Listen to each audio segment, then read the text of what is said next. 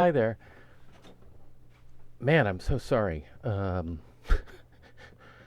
As many composers, whenever I'm on school break, I tend to become very night oriented.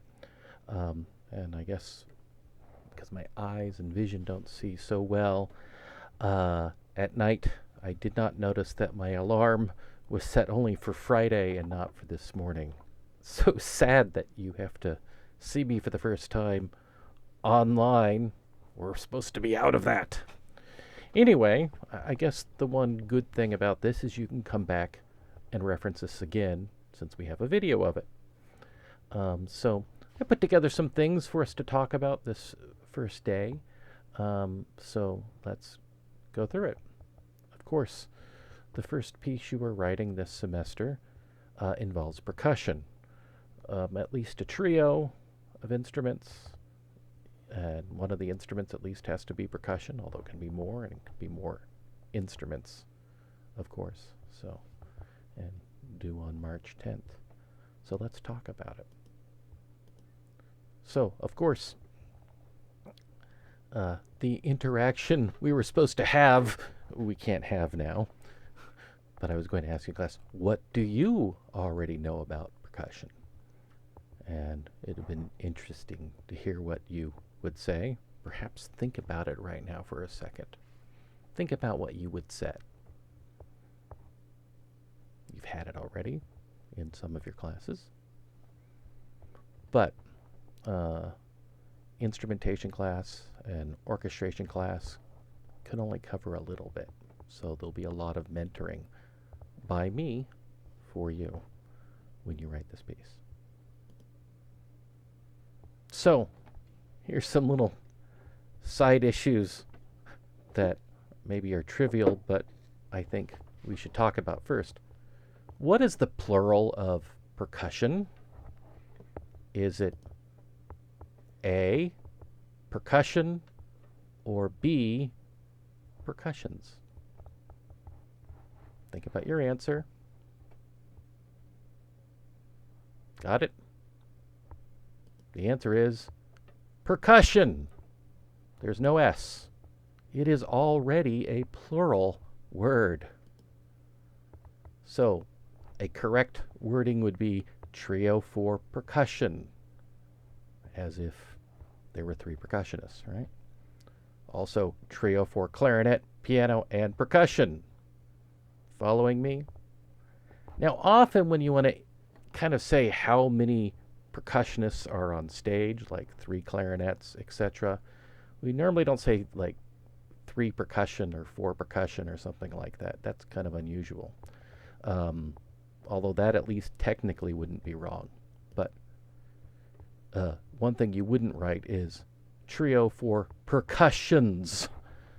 That is, never write that. I actually see that a lot, and it's understandable that people wouldn't know this, and there's a reason why this mistake is very easy to have as well. But don't write this. Don't write trio for percussions. You look kind of silly to people who speak English. If you say trio for percussions, it's kind of a weird statement. So to indicate amount, normally we don't just put percussion. We will say trio for 3 percussionists, or trio for 3 percussion players, etc. And note, since the word percussion is plural and also can mean an ensemble, just like here, trio for percussion. Although trio, obviously, there did give it away, but you could say something, symphony for strings and percussion, meaning in the name, you don't actually necessarily say how many strings players there are or how many percussionists there are, but in the score you will likely indicate that, how many percussion players you will have and what instruments they play. And so more on this kind of plural subject, just remember the word percussion is like the word music. Music can be a combination of more than one thing. I mean, there's many things that can be in music, not necessarily all these, but notes, rhythms, texts for vocal music, harmony, which already makes it a plural idea. The idea of music is an idea that it is a combination of many things. Just like you would not normally say 2 songs sorry. Two songs are musics. No, you wouldn't say that. They are just music. Even though it's more than one piece, they're not musics. They are still music. Two pieces of music. So a percussion part can be a combination of more than one sound device. For example, if someone plays drum set, well, there's actually several instruments in a drum set, right? Hi-hat, cymbals, snare drum, tom-toms, bass drum, etc.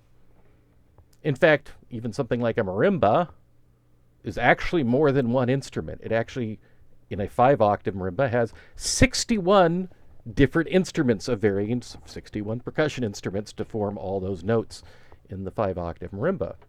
And also, of course, a single person can often play more than one instrument in a piece, sometimes even at the same time. But for example, like an orchestra player might start the piece by playing glockenspiel and then later move to bass drum and then play some cymbals later. Therefore, we say percussion parts often, or percussion lines, etc., to indicate more than one person is performing. So you can say there are 3 percussion parts in this piece, for example. However, spell check will not autocorrect because the S for these is applied in special circumstances. So if you wrote this in on a word processor, musics or percussions, it won't have a squiggly line normally telling you it's incorrect. That's because in a very special circumstance of ethnocultural research, we can use the plural form because we're talking about separate entities of ethnocultural regions. So we could say musics of the world, like Korean music, African music, Japanese music, Chinese music, American music. Or percussions of the world, Korean percussion, African percussion, Chinese percussion, Middle Eastern percussion, etc. That is the only instance you would say musics or percussion. So if you are going to become an ethnomusicologist and start writing research articles, if you use it in that context, that would be the only situation. However, as a composer, you would never write musics nor percussions on your score. Yes, even if you have different cultures, like I have Western and Korean percussion, no, it's still percussion because it's considered one entity of ensemble for the music. Nevertheless, it's not considered like separate cultural entities. So these words are only for special times in ethnomusicology research articles. So you write music, no S, no matter how many pieces it is, and percussion, no S, no matter how many instruments are used or players there are, just like these are single. So always just write percussion and music, no S, no matter what. Remember that. All right, let's talk a little bit. We were even talking about ethnomusicology just a second ago, of cultural things, so that we do have these categories of how sounds are produced in music. And in these categories, I'm actually receiving a phone call while this is, let's see if it was anything important. No. Well, it's almost like it's live.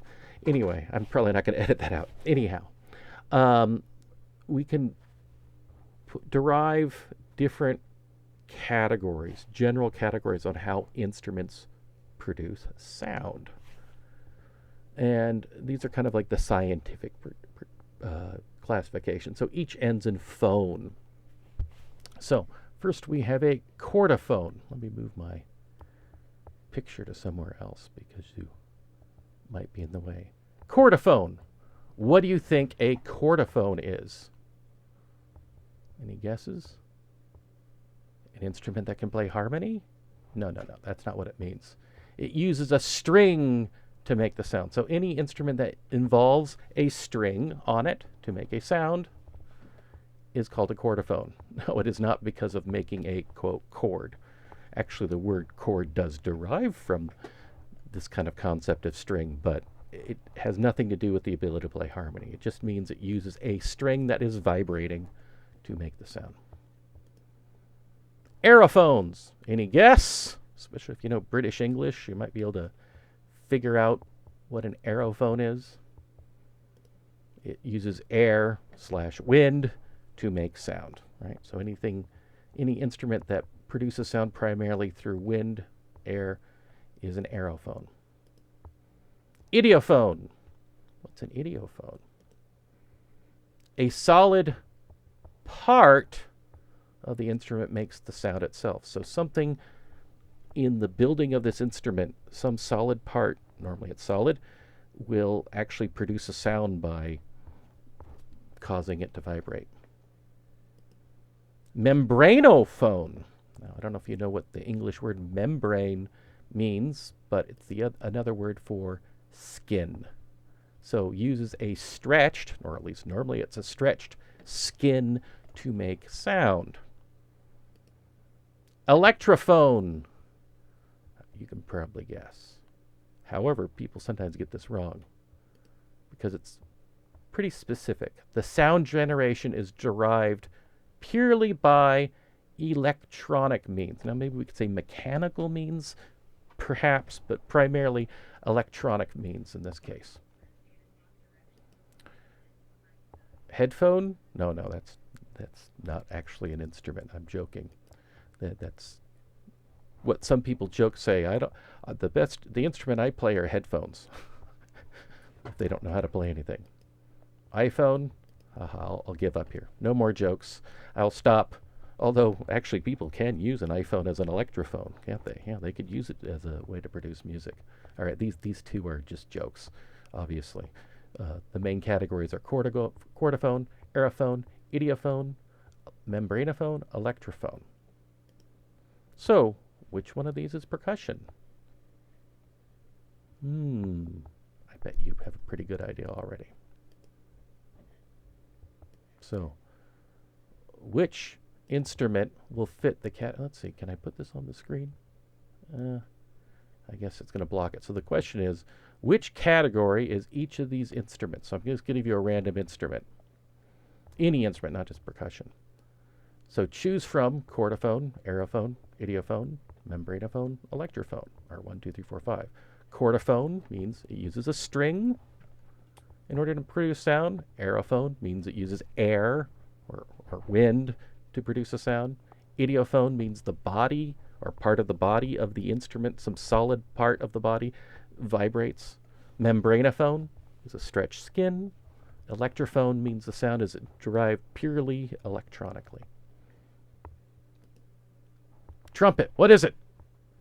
Of course, it uses wind, uses air. Aerophone. Viola, should be pretty easy. Chordophone, obviously, uses a string. Organ. It's an aerophone. It uses air. Yeah, it's a keyboard instrument, but keyboard is a method for which it is played. That's a different thing. It's not how the sound is produced. Maybe you're getting the difference here. We're talking here is how the sound is produced. What is the source of the sound, not the way in which the instrument is played. Harpsichord. What is a harpsichord? Yes, both of these are keyboards, but what's a harpsichord? It's actually a chordophone. There's actually strings inside a harpsichord. It actually plucks the strings. Electric guitar. It's a chordophone. Strings are still where the sound is being produced from, the source of the sound. It is not an electrophone. It uses amplification to make those strings louder, and we can talk about what the processing might count as, but nevertheless, the source of the sound still comes from strings, so it is a chordophone, even though it's electric. But a synthesizer, like an analog synthesizer, a digital synthesizer, that is an electrophone because it's producing sound via electronic. Might be digital, might be analog. Maybe mechanical instruments could fit in this category, especially if the machine is being driven by electronics in some ways. So, in fact, a sampler playing a harpsichord or organ patch, an electronic sampler, electronic sample keyboard, is actually an electrophone, even though it's producing a sound of a recorded aerophone or a recorded chordophone. The instrument itself is an electrophone because it's actually just a recorded sample of the sound that's being played at that point. So it is actually an electrophone. So what is percussion? All right, everyone shout it out right now. Do you want to say idiophones? Sure, it has some idiophones. Xylophone, cymbal, maracas, etc. Those are all idiophones. Many idiophones that the body is making the sound itself. Also membranophones, of course. The all-important drums. All the different kind of drums are membranes stretched over and to make a sound. But there's also some aerophones that are percussion instruments. They have whistles, wind machine, siren. Yeah, there's actually a category of aerophones that percussionists will play. But also, there are some electrophones. There's like a percussion sample pad or a drum machine. That can be an electrophone. Chordophones?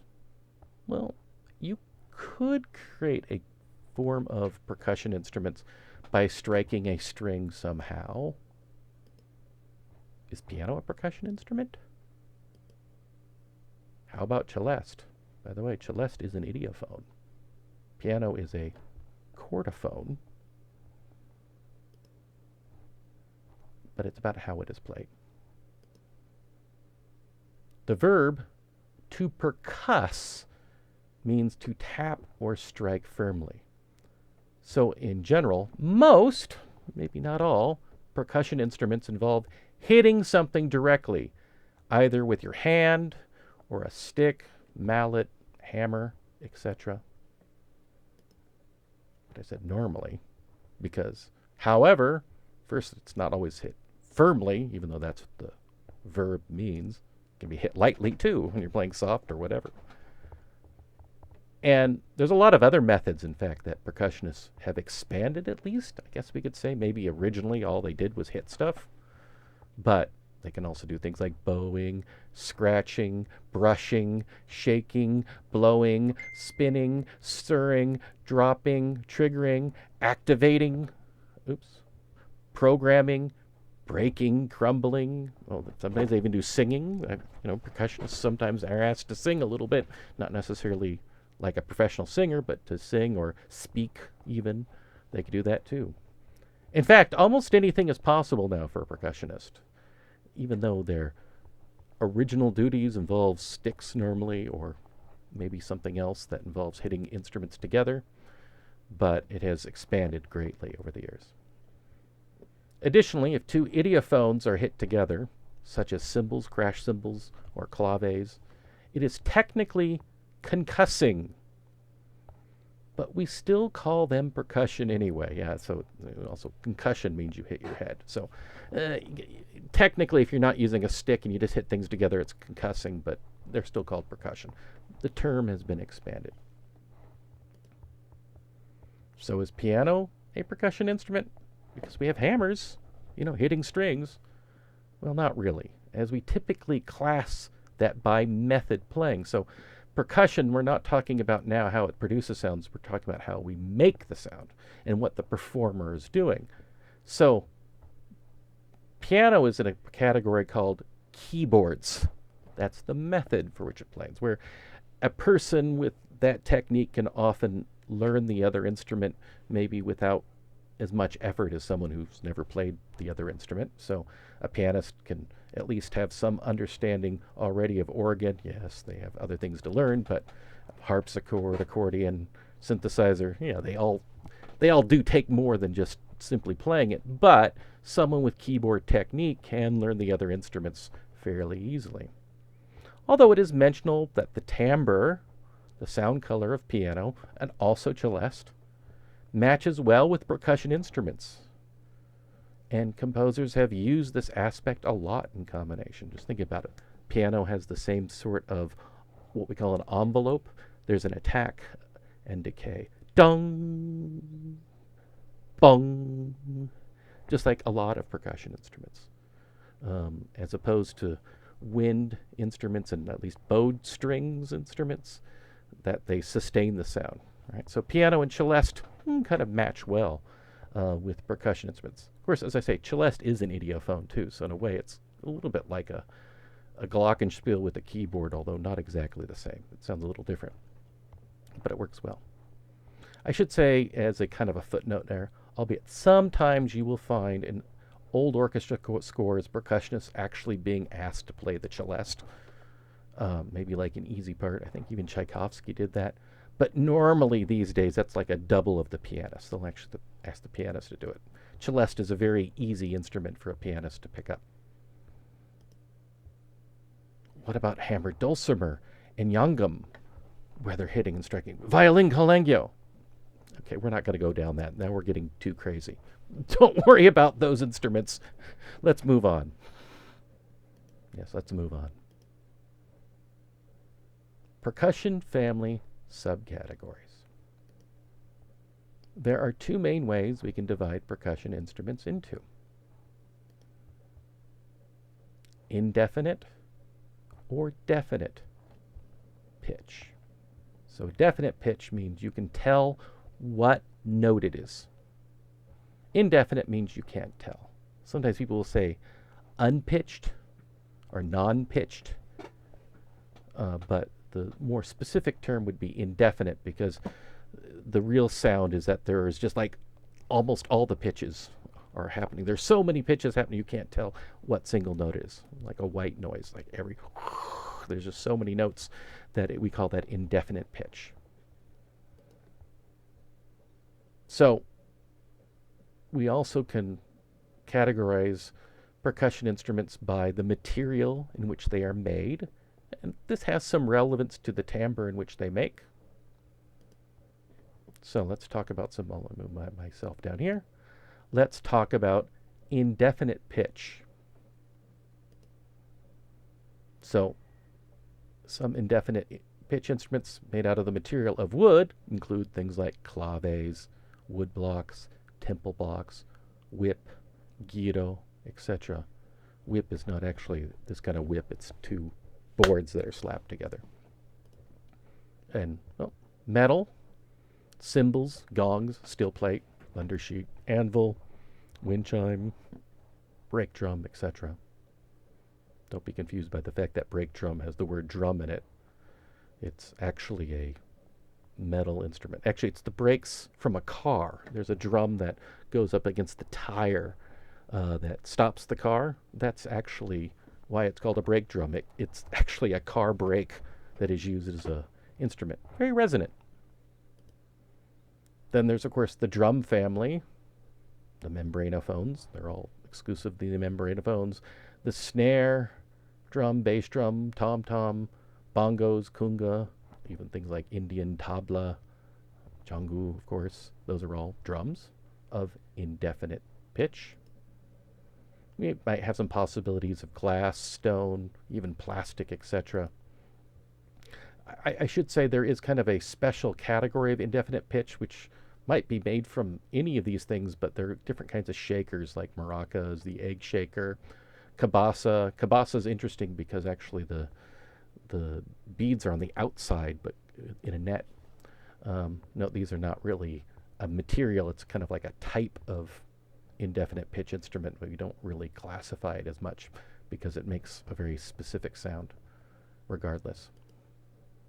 Talk about some definite pitch instruments. So in class I might be asking you to suggest some. What are some definite pitch instruments that are made out of wood? Well, xylophone and marimba, primarily, those are the two. There is some other unusual examples, but those are the primary two. How about out of metal? Anyone? Anyone? Can you name all of the common ones in the orchestra now? Think about what all the common metal instruments that have definite pitch. Vibraphone, glockenspiel, kratales, those are like the little cymbals. Oh, those are wonderful. Chimes, I mean like orchestral bells, names. There's also things like Omglocken, and what Omglocken are, those are cowbells, but the cowbell has a very specific pitch. and they can be used even like in a keyboard configuration and played. There are other things we could add here, like, because I'm running out of space on the line, but like gongs can have a definite pitch. There are some gongs with a more clear pitch, and you can have sets of tuned gongs. It's not unusual, actually. Drum, of course, the most common form of defined pitch drum is the timpani. There's also something called a rototom, which is like a frame drum, but it's on a tension stand, so you can move it to make the tension more or less, and thus tuning it to a pitch, and they come in lots of sets. There's other tuned drums that have very specific pitches to them. There's even some drums where you can even tune the pitch by pressing down and changing the pitch that way too. That's kind of a special category.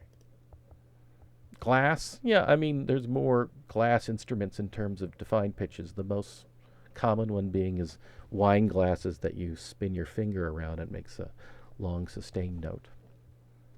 Sometimes called glass harmonica. Stone, yeah, stone chimes. Korea has those. It's not common, though, to use those in Western music. Plastic, I suppose you could make a definite pitch instrument out of plastic. I can't think of one offhand, maybe some sort of toy. Remember, however, there is more than one way to play every instrument. So I will show you that the video right after this.